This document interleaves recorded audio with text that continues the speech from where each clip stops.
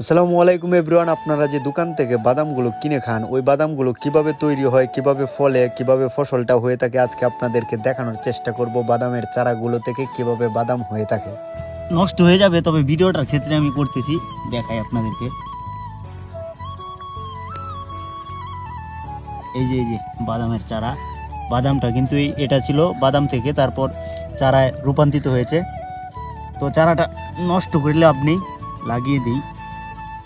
আর বাদাম ফলিয়ে যে 90% মানুষ লাভবান হয় তাও কিন্তু না, কিন্তু ভালো করে ফসল হলে অবশ্যই লাভবান হওয়া যায়, কিন্তু পরিশ্রম করতে হয় বাদামে প্রচণ্ড। কারণ বাদামগুলো বাড়িতে নিতে হয়, বাড়িতে নিয়ে ওইগুলো ছিঁড়ে আপনার একটি টুকরিতে রাখতে হয়, টুকরির পরে ওইগুলো শুকাতে হয় কাঁচা বাদামগুলো। আর প্রচুর আগাছা ছিল বাদামের জমিতে, তারপর ওই আগাছাগুলো দুজন মানুষ নিয়ে সবগুলো সরিয়ে দিয়েছি। আর বাদামের জমিটা কিন্তু পানির প্রয়োজন, পানি দিতে হবে। মাটিগুলো প্রচণ্ড শুকিয়ে গিয়েছে, যদি বৃষ্টি হয় তবে হয়তো বা লাগবে না।